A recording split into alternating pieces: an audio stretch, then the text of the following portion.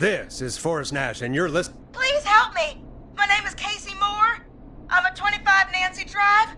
My best friend's been stabbed. He's bleeding everywhere. I don't know what to do. Please help me. Is he still breathing? Yeah, but he's bleeding out fast. I really need help. Please. Take a breath. We'd been out at the reservoir. We were heading back to his place when we heard this whistling all of a sudden. He just started freaking out. He screamed at me, told me to hide. I'd never seen him like that, and I just panicked and ran and hid in a bush. Oh no. Forrest. Then what happened? He went up the road and talked to someone. I couldn't really hear or see anything. It sounded like he might have known the person, and they just stabbed him.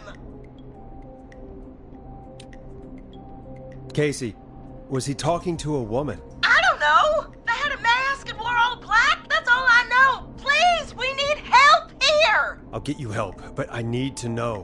Where did the masked person go? They left. They left him to bleed out. I waited until they were gone, then dragged him into the garage and called 911. Wait, why didn't she make sure he was dead? I don't know. I think I heard them say something like, "It's not so funny now, is it?" before they left, but please, he needs to get to the hospital. I can't drive, so we need an ambulance. Forrest, the ambulance was destroyed in the explosion at the gas station. You should get all the info you can.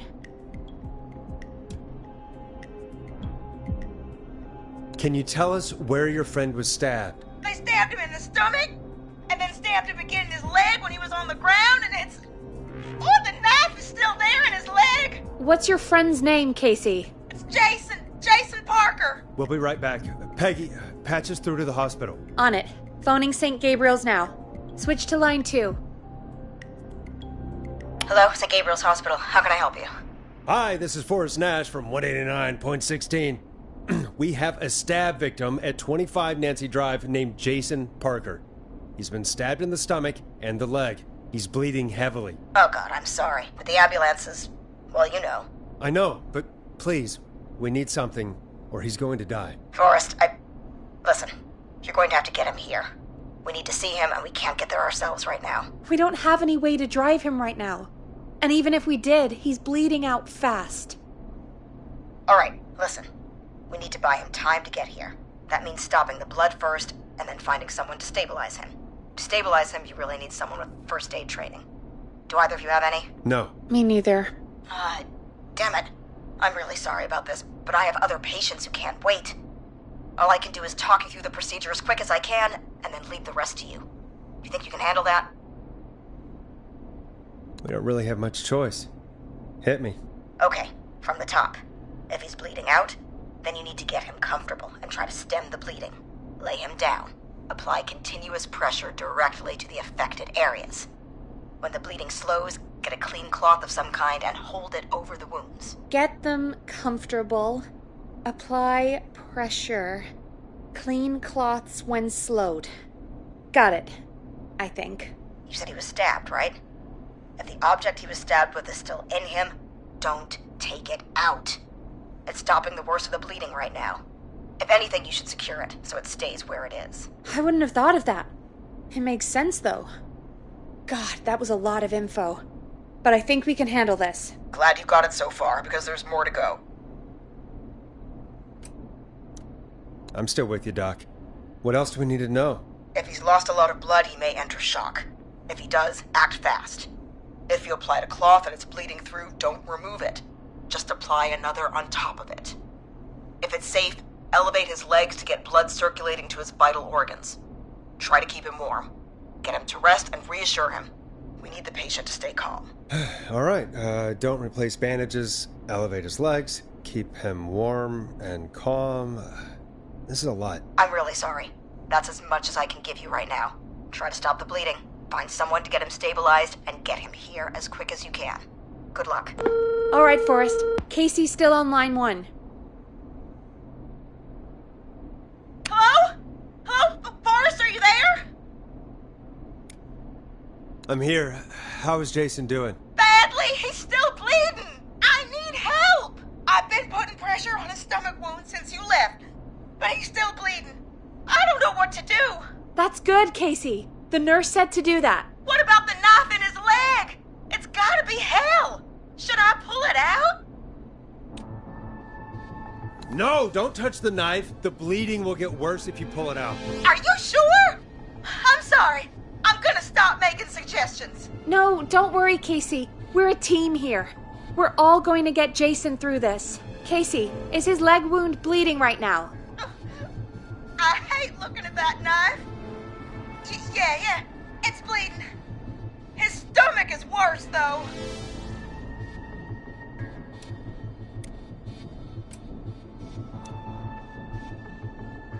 I think we need to secure the knife so it doesn't move around. Do you have anything you can tie around it?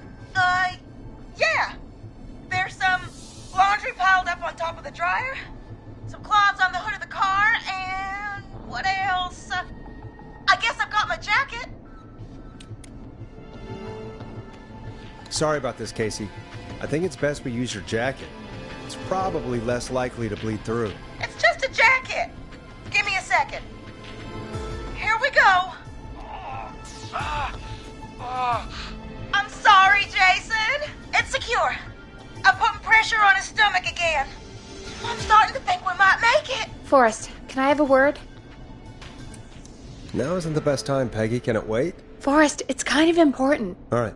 Give me a second. Casey, I'm going to have a quick word with Peggy. Keep putting that pressure on and let us know when the bleeding is under control. You're doing great. But what if something happens? We'll still be here. Just shout if you need anything, and we'll be there. I promise. Okay. I'll wait. Jason, please be okay. What's up, Peggy? We can't stay on the line with her all night. Dawn is still out there. Will need us. You're right. She's probably on her way to her next target right now. Exactly. And you heard the nurse.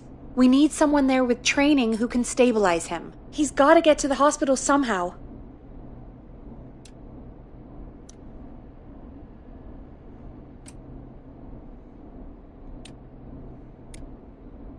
Any suggestions, Peggy? I might.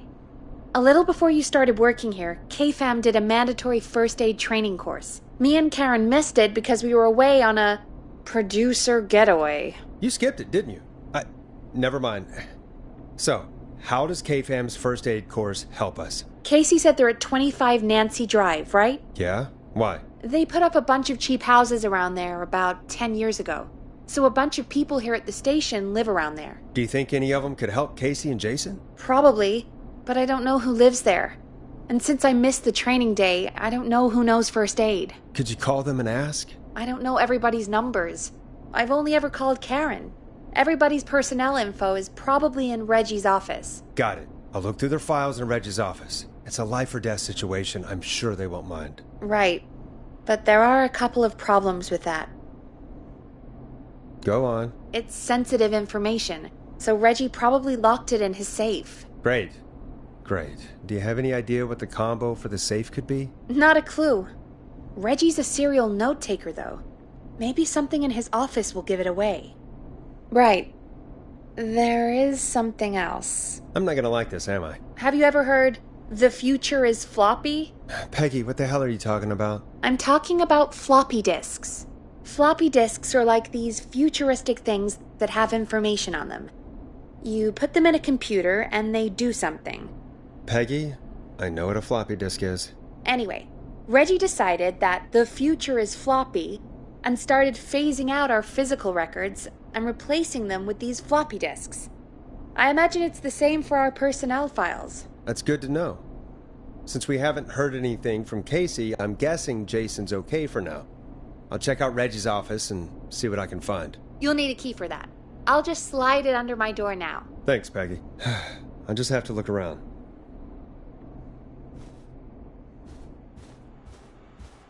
Good. I'll patch my mic down to the office so you'll hear me over the intercom.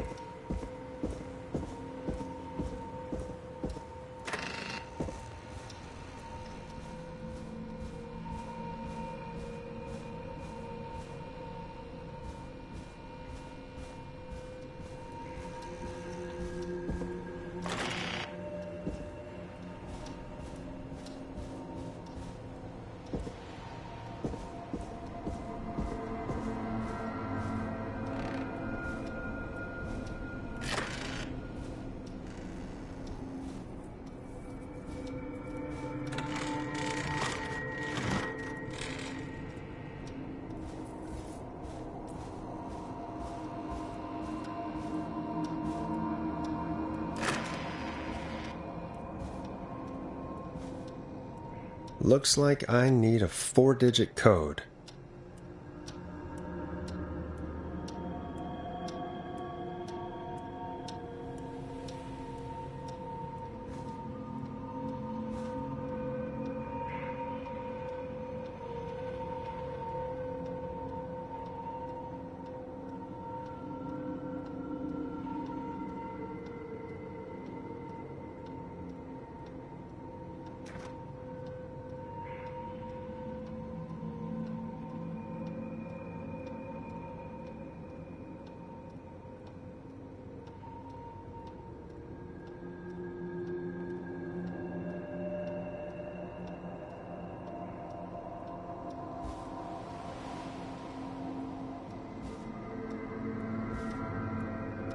Hey, Peggy, you there? Yeah, I'm here.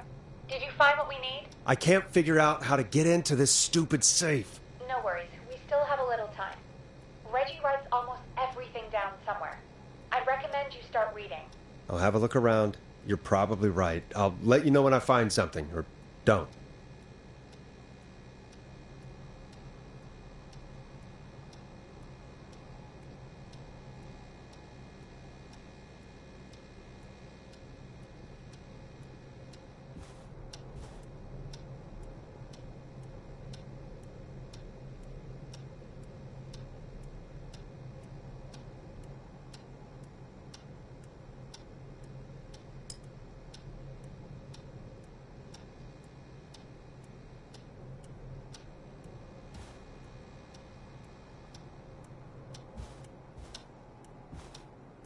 Nope, that's not working. Must be something else.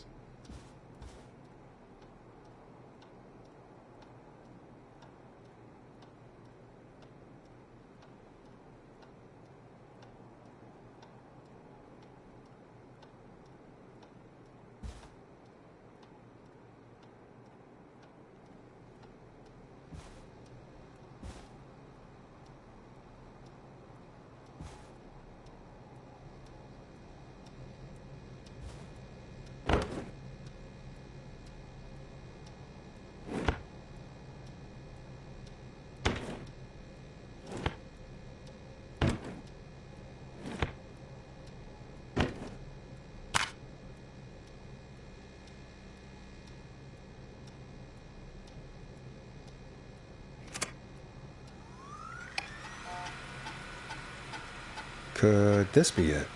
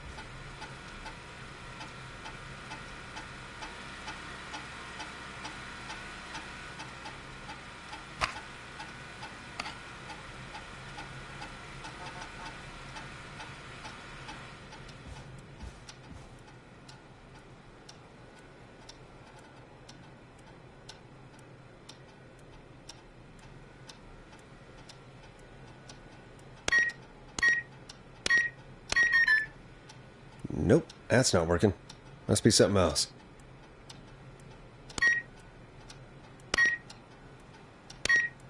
Nice.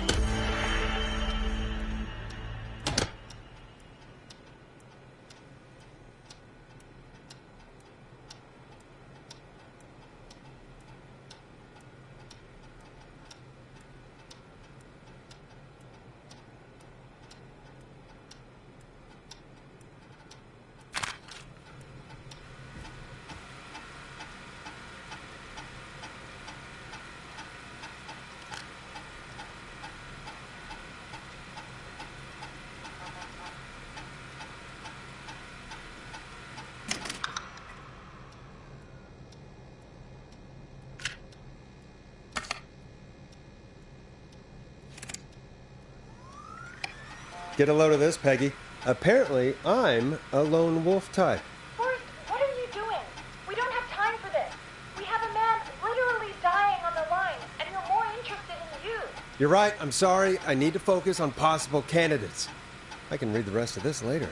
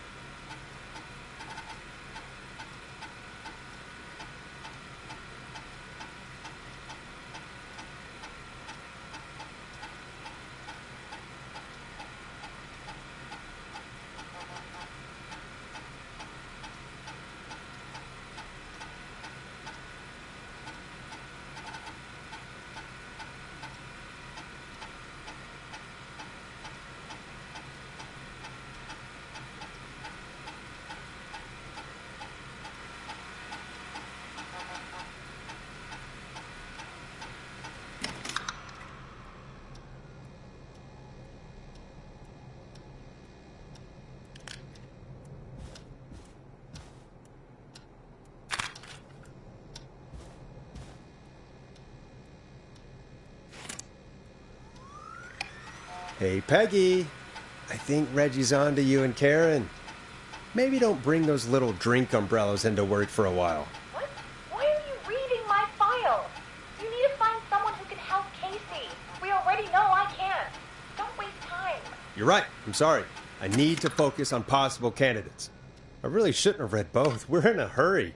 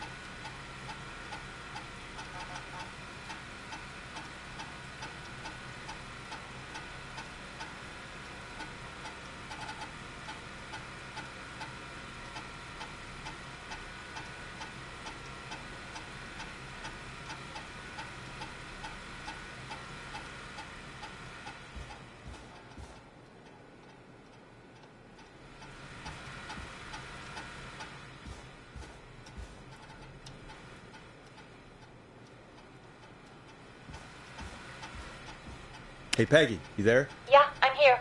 Did you find what we need?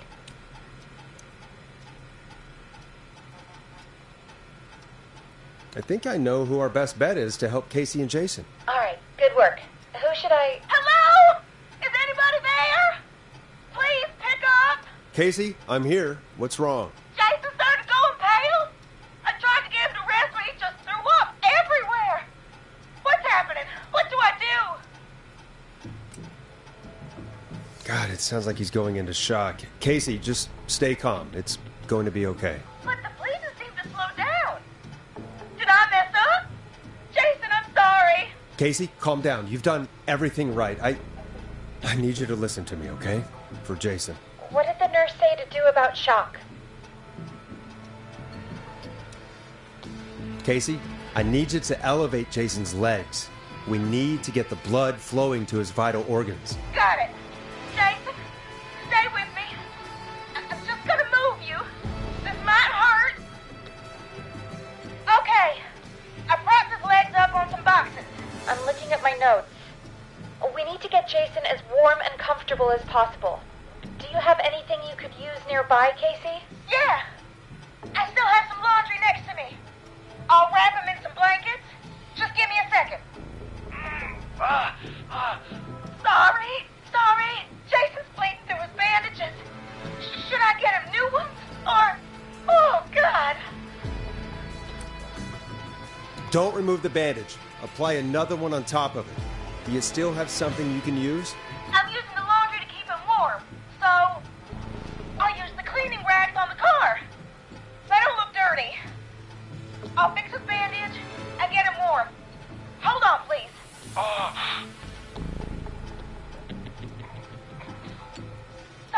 Sorry.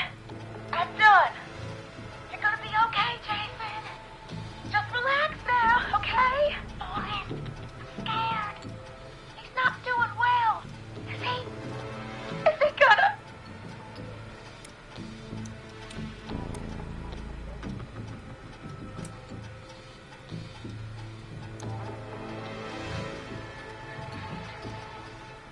Jason is going to be fine. Just make sure he knows he's going to be okay, okay? Okay. But please, I can't give him what he needs. Please, now, I can't lose him. All right, Forrest, we need to hurry.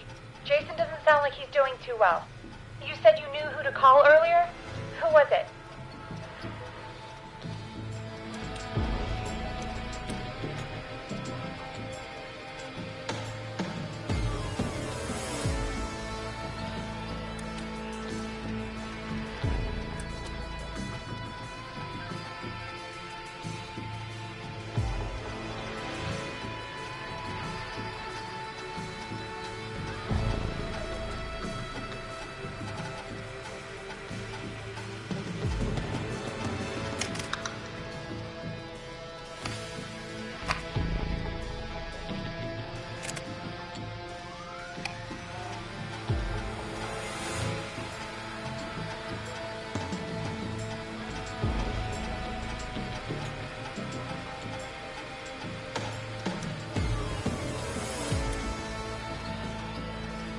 We need to call John Hedges. He lives on Nancy Drive. He didn't really participate in the first aid training, but he's a former war medic. He's probably the most trained person we have.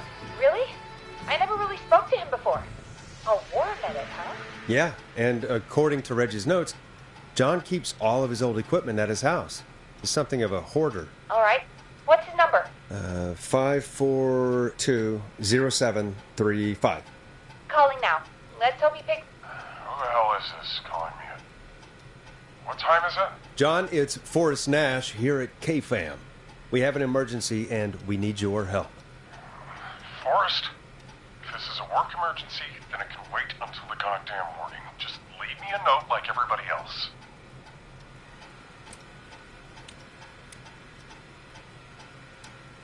John, no, this is a medical emergency. A man has been stabbed by the Whistling Man, or... Never mind. He's badly hurt, and he's going to die unless we get someone to him now. The Whistling Man? What kind of joke is this? John, we're not kidding. A man is gonna die if we don't help him right now. Seriously, I haven't been called on for over 10 years. Where's the patient? What's his condition? He's at 25 Nancy Drive. I think we got his friend to stem the bleeding, but he's gone into shock. He's passed out right now. You say he was stabbed? Do you know the extent of his injuries? From what we were told, he has 2 major stab wounds. One to the stomach and one to the leg. The knife is still in his leg, and the stomach wound is open. Understood. Let me grab a few supplies and I'll head right over. Damned if he dies on my watch. Thank you, John. We'll let him know you're on your way. Good luck. Hello, Casey. Are you there? How are we doing? Bad. Jason seemed really weak and then just started thrashing. What about now? Is he still thrashing? He's passed out. Please tell me you found someone to help. Casey, help is on the way. My colleague will be there soon. You hear that, Jason? Someone is coming. You're gonna be just fine. Just hold on for me, okay? Just hold on. Come on. Hello, Casey. John Hedges. I'm here about Jason. Please let me in. I'm guessing that's Jason there. Casey, I'm gonna need your help. Forrest, Peggy, don't you two worry. We've got this from here. Okay. Forrest, we'll call you back later. I have to go now. Good luck, everyone. God, I hope he's gonna be all right. And with that, the show moves on. We're sending our best wishes to Jason. Well, after all that excitement, I think we could use some music. Come back upstairs when you're ready.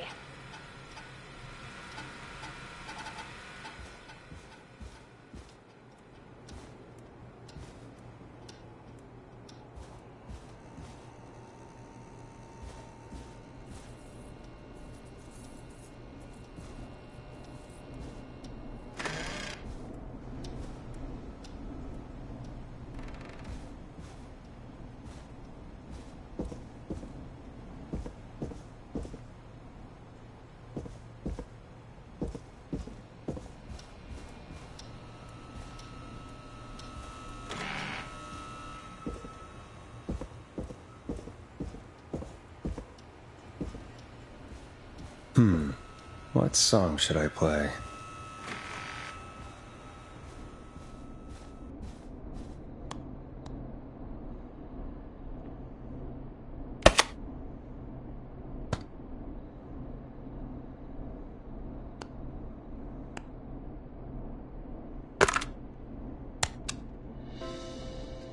It's David Scopo with Moonlight. It's getting pretty late. This might be your last break for the night, so try to enjoy it. Give me a buzz when you want to go back on air.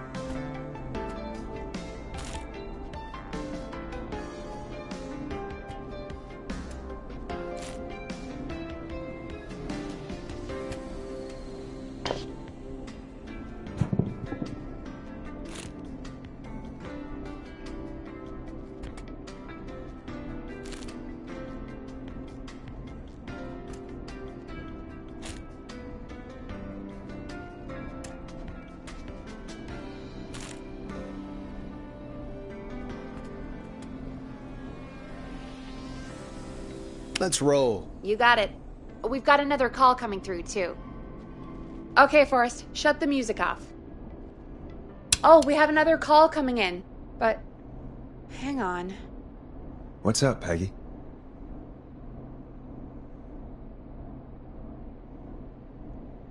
Peggy? You're gonna want to take this call off the air. Who is it? Just do it. All right, folks, it's time for another track. Here's one to help you sit back and relax. We'll be right back after this.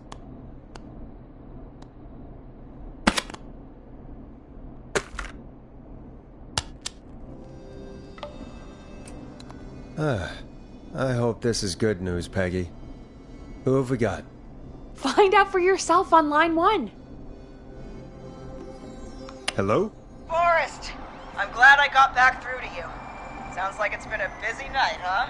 Surprise! It's Leslie, our 911 operator, leading the charge from Henderson to come save us. It's so good to hear from you. Are you okay? We're doing okay. Sarah and I are both happy to be headed back home. We're happy to have you too. Wait, Sarah? Oh, I mean Deputy Martinez. Anyway, we got back into radio range a little while ago. We've been listening in, but haven't been able to get through until now. It's been non-stop since you left. Please tell us you're bringing help. You bet! I'm leading a whole goddamn squad towards Gallows Creek as we speak. Turns out somebody had cut the phone lines.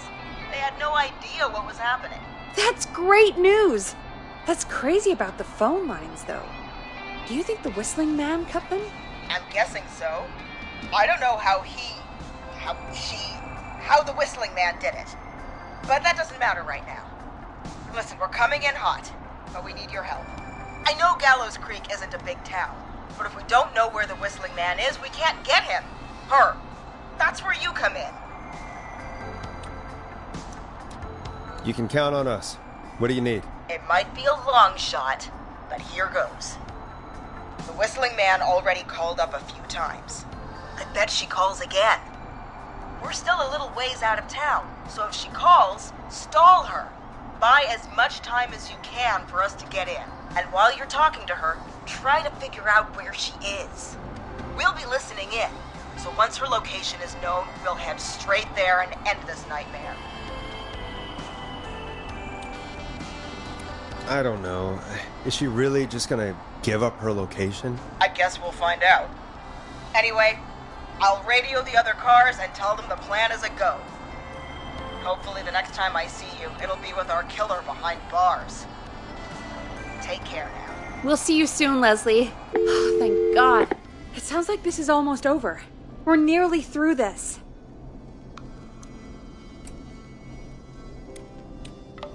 That's nice to think, Peggy, but I don't reckon Dawn is gonna give up without a fight. She probably won't give up without a fight, no. But neither will we. Now, let's get you back into the arena, champ. Time to turn the music off. Bringing you back live now. Welcome back to The Scream with me, Forrest Nash. The line is lit up, but before I get to our next caller, I just want to say, things are looking up. It's almost over. But for now, let's bring in our next caller. Evening, caller. This is Forrest Nash. Hello, Forrest. This is John Hedges. I'm here with Casey. I wanted to give you an update on Jason. John! Is he gonna be okay? He's a fighter. He'll be fine. We've got him stabilized and resting in a bed. We're preparing to move him to the hospital. Thank you so much. If you hadn't been there, then... God, I don't even want to think about what would have happened. Of course, Casey. We're just happy he's okay. John, Casey, you two did all the work. Tell Jason to get well soon from us, whenever he's up for it. Well, why don't you tell him yourself? Is this Forrest? Jason! We meet at last. It's good to hear you, Jason. How are you? Oh, well, I've got a hole in my stomach, and there's a knife in my leg, but John gave me something to take the edge off. So, I might feel even better than either of you.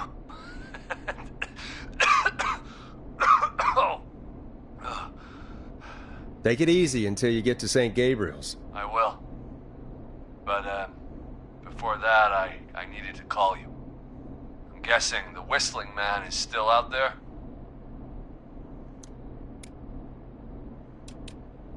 I'm glad you asked, actually. I wanted to talk to you about that. Go for it. Casey said when you were attacked, your assailant said something like, "It's not so funny now." Do you know what they meant? I do. And I've heard that voice every day in my head for almost 20 years. Every day? Does the killer live in Gallows Creek? No. Not exactly. Hey, guys, I'm really sorry, but there's a call on the other line. I just need to make sure we don't have another situation brewing. You fill Jason in on what happened, I'll be right back. Forrest, have you ever heard of somebody called George Barrow? The boy who drowned? Sounds like everything's finally coming out now. It's been tough to hold it all in. Sounds like you've been holding back about something awful, Jason. I'm part of the reason my best friend is dead, Forrest. And the few who knew about it said if I ever said anything, I'd find myself in jail. For a long time. It was hell. And then the town just moved on. Like he'd never existed. What happened that night? I went along with the stupid prank, that's what. Whistling night. Some of the guys on the football team had an idea for a way we could haze the newcomers. We decided to plan a party in the woods and have the whistling man crash it. It was stupid. We each had a role. I was the stabbed friend. At the party that night, I left the group for a second. Met our whistling man. Pretended to get stabbed in front of everyone. Started an almighty panic. Those screams. That was the last time I saw or heard George alive. How did George die, Jason?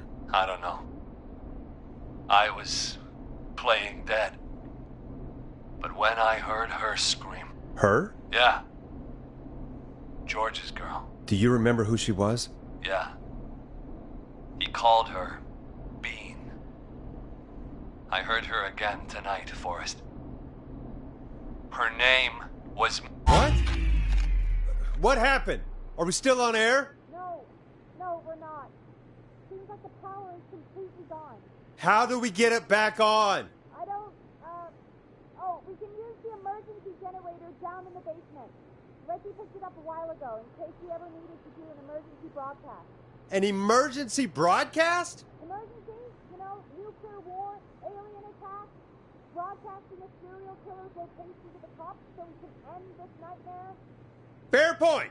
It's in the storage area in the far back corner, up on the wall. You might have spotted it earlier when you were digging around for all those tapes. It'll have a big red button. Just press that. I'll see you when you're back.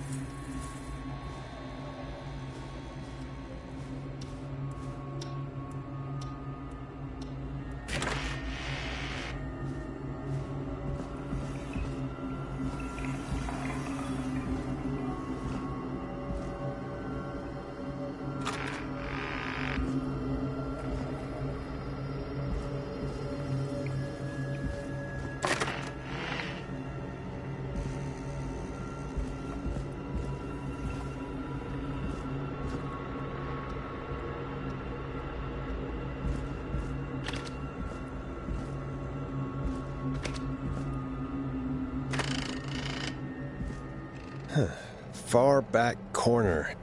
Why is this station so big?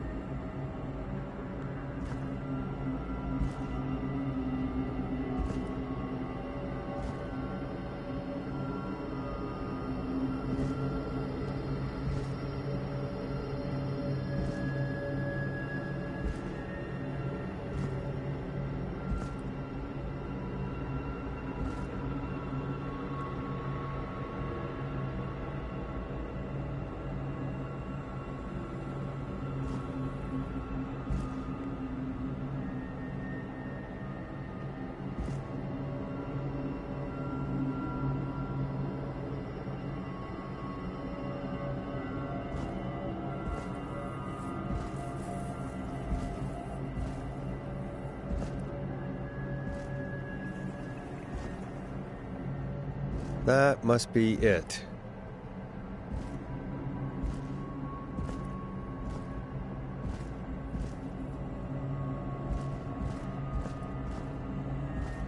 Boom! We've got power.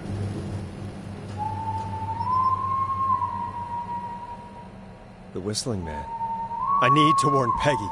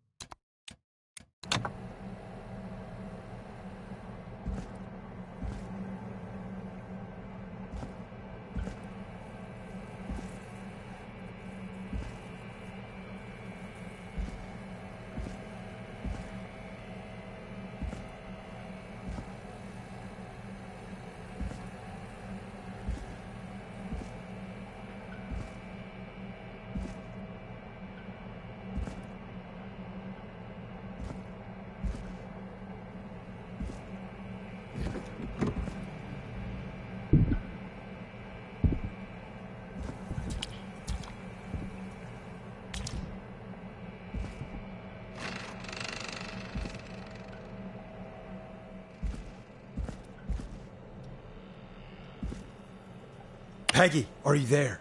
Are you... Peggy? I need to get back upstairs.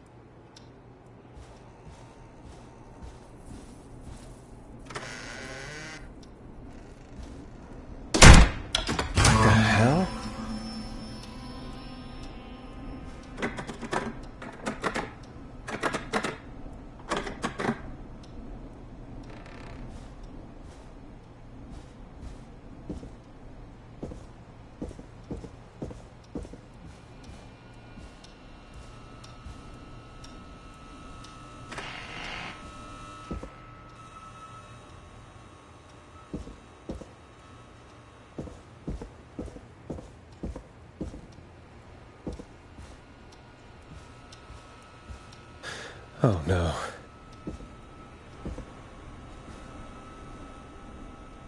Peggy!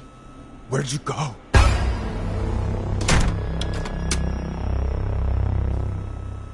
No way. This can't be happening.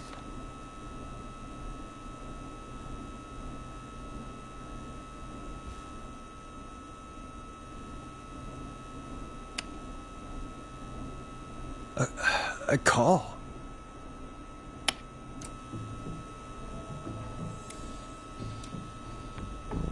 Where's Peggy, Don? Have some patience, Forrest. It's almost the end of the night. Almost the end of the show. But it's not over just yet. Got a little time still. So let's make the most of it. What do you mean? Make the most of it how? Well... Huh? I thought we'd end tonight's Whistling Man special with a special guest.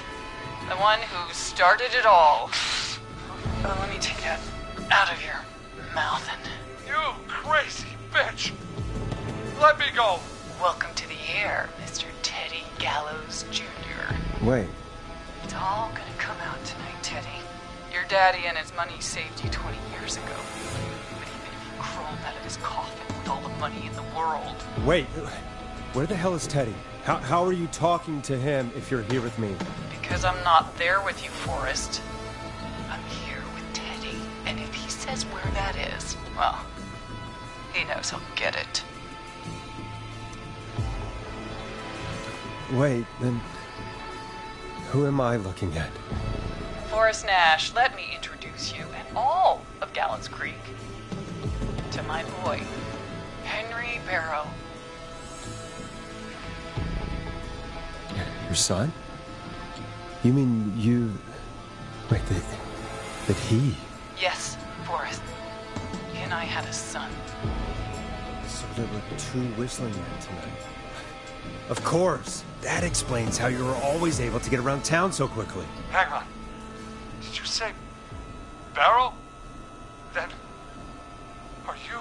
Let me just get this mask off. Damn uncomfortable thing. No wonder Mooney went crazy wearing this. There we go. Marie Campbell? George's old girl. Oh, well, it sure has been years since I last saw. Oh, God damn it.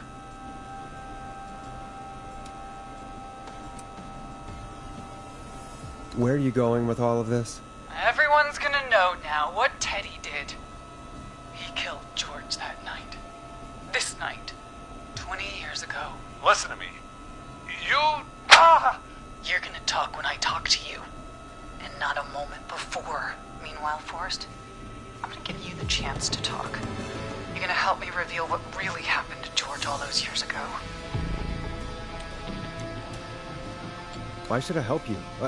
Why should I play any part in this? Because I think you believe in justice. You think this is justice? You have no goddamn idea, Forrest. These people you've been trying to save, they were all in on it. They all knew George was murdered, but... Murdered? Listen, I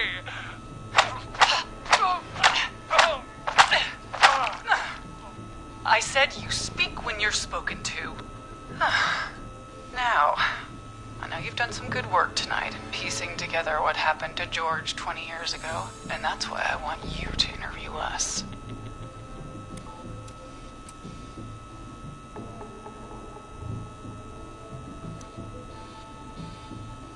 Are you serious? You want me to interview you? Am I serious? After everything tonight, you really have to ask me if I'm serious. Do a good job. And hell, you might be the only one to leave here alive.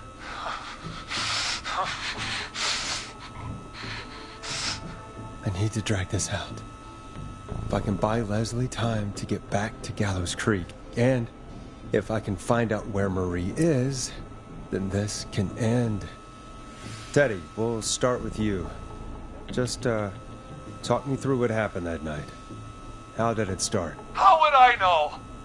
It was 20 years ago.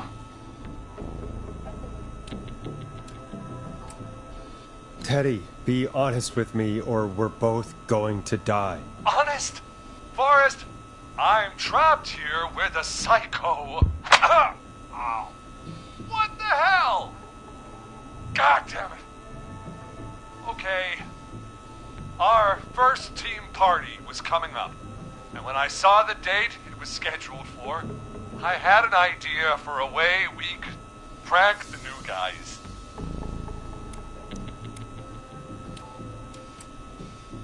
I understand that kids in Gallows Creek know tonight as Whistling Night. I'm guessing that's what you mean? Well, we didn't have a name for it then. It was just the night that Mooney went missing. But Whistling Night is what they'd call it later. Wait. You mean this was the first Whistling Night? Keep talking, Teddy. We went up near Whistling Point. God, who was there? Me, Jason, and George, of course. But George didn't come alone. He brought Marie. About midway through the night, we put the prank into action. We looked up at the trees and saw Jason there, bloody, like he'd just been stabbed. And the Whistling Man, screaming. George and I and Ricky, we got left behind. Wait. Ricky was there? Roller Ricky? He was. And he was in on the whole thing.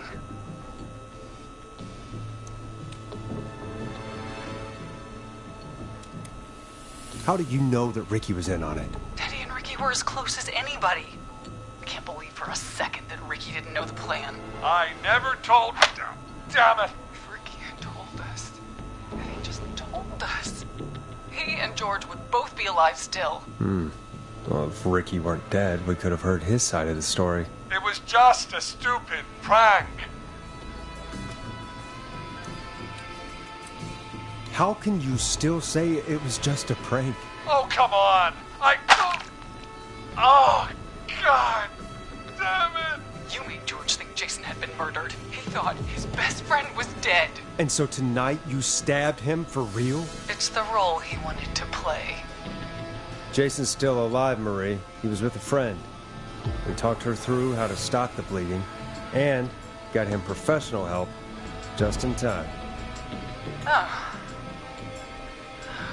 Well, shit, he didn't have the good sense to die earlier.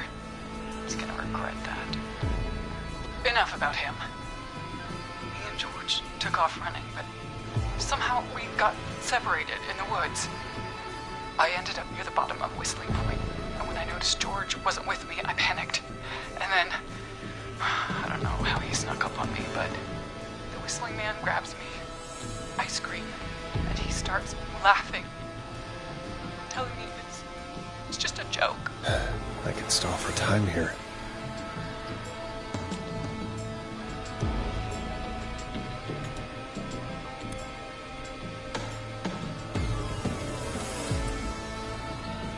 Who was it, Marie?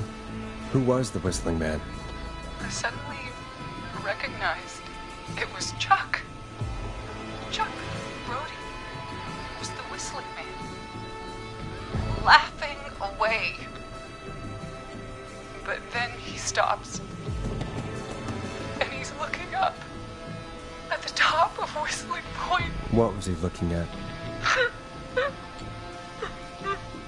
Teddy, what happened next? Nothing. I mean, it was just... Teddy?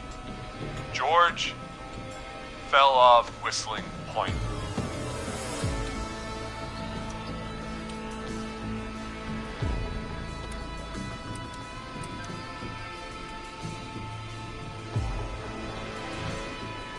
Why'd he fall, Teddy? He just... You pushed him. You were up there. You were dressed as the Whistling Man, too, and... I didn't push him, God damn it! I just chased him up there, and he kept backing up. When I saw he was about to go over, I reached out. That's what you saw. You liar! It's not my fault. He didn't know it was a joke. If he'd had any brains, he would have realized. Ugh, you bitch. No one's going to believe this. After all you did.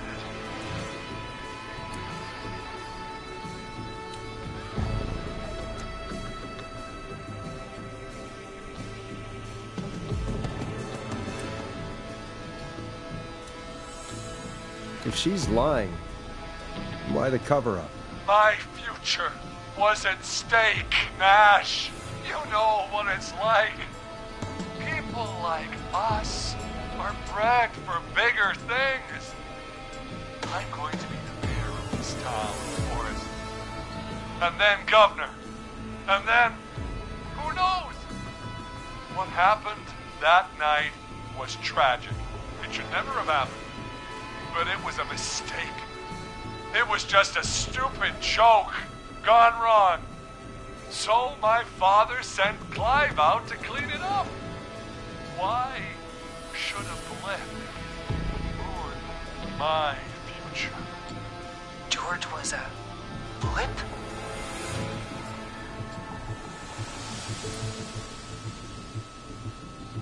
That's an evil thing to say, Teddy. That's the way it is. My father agreed with me. You never found his body, Murray? I looked all night. Jogger found him the next morning, washed up on the river. Instead of telling the truth, she lied. She said she found him in the reservoir. Our jazz runner, Sandra Sharp. Guess we'll never learn why she lied now. Everyone was in on it, Forrest. Even the coroner wrote a fake report. Said George was drinking, that he'd just got himself into trouble. And Fake report? I only heard the tapes. you'd be disgusted by it. If Dr. Sullivan had survived, then maybe... There's no excuse for what she did, Forrest. I did my part. I tried everything I could think of. I even went to the newspaper, but no. That coward killed the story. But Maurice Russell is dead now.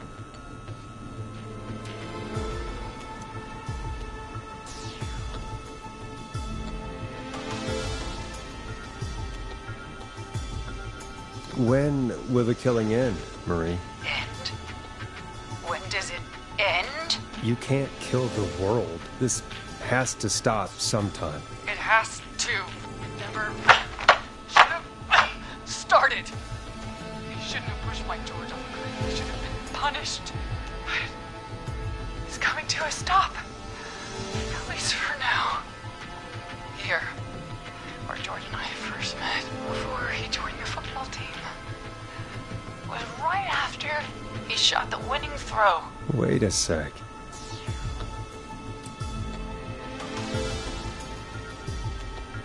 You're at the football field. Jesus Christ! Forrest, you idiot! We're in the gym at Gallows Creek High! I told you not to do that. Wait! He's dead too now, isn't he? He is. Anyway, I think that about wraps up the interview with Teddy. So... Marie? Where? Oh my god. Peggy! Teddy! Peggy, it's been so long since I've seen your face. I worried you wouldn't come. And here I was, thinking you'd forgot me. I'd never forget my own sister. What the hell? Peggy, what's happening? Why are you even there? Wanna explain, Peggy? Earlier, while you were speaking to Jason, I got a call. Do you remember? Well, it was from Dawn. She said that my sister Marie was there that night George died, and that I should come to the gym for a reunion. And when you walked in, you found out. That my sister is the Whistling Man. Good to see you too, Peggy. Why didn't you tell me any of this? She said that it was my last chance to see my sister. I knew if I told you, you'd try to stop me or come with me when we need you on the radio. And I just... I'm sorry. This has to be a lot for you. What happened to you, Marie? You just disappeared one day. Disappeared? I was thrown out, Peggy. I begged Mom and Dad to do something about what happened that night, but did they care? No. They told me to stay quiet. They only cared when they learned I'd been with George. And Marie, I'm so sorry.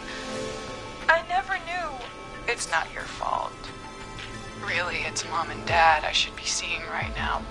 But since they're dead and gone, well, I'll have to settle for the next best thing.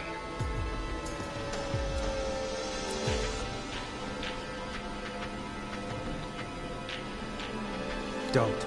Marie, listen to me. You don't have to do this. Someone has to pay for what they did. Marie, please. Mom and Dad are gone, Peggy. Besides, you forgot me. Just like the rest. You forgot. Is there any way I can prove Peggy didn't forget Marie?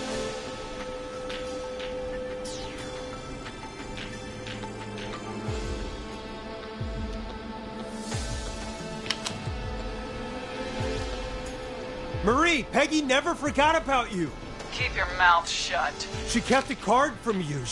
She kept it here on her desk. What card? The card you made me for my 8th birthday. What does it say then? Happy birthday, Peg. Now you're great and 8. Love, M. I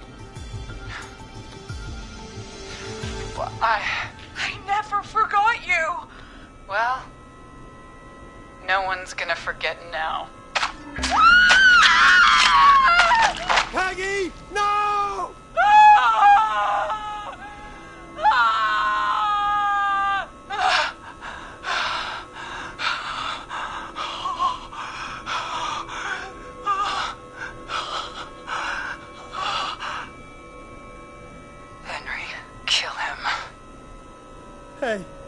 Wait a minute. Just back off. Don't come any closer.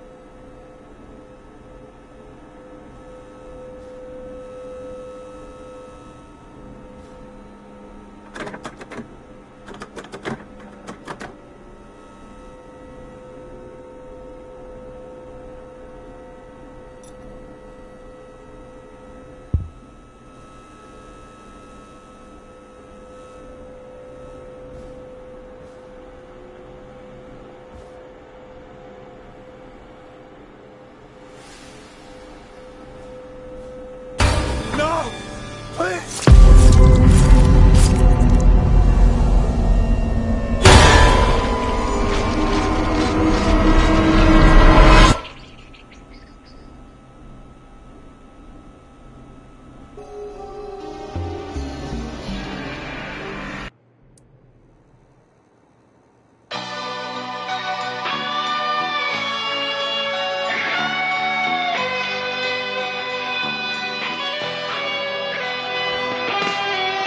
In the dead of night, I can hear you calling for me, and there's nowhere to run, and there's nowhere to hide.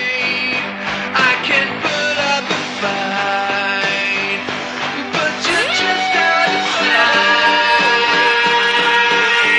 and you won't let me go. Here in the darkness, I've got this feeling, it's growing stronger inside of me. It's a killer frequency.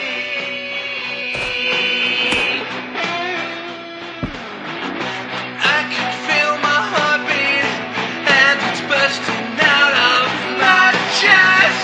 But the radio's on, and it's playing the song we love best. I can put up a fight, but you're just out of sight, and you won't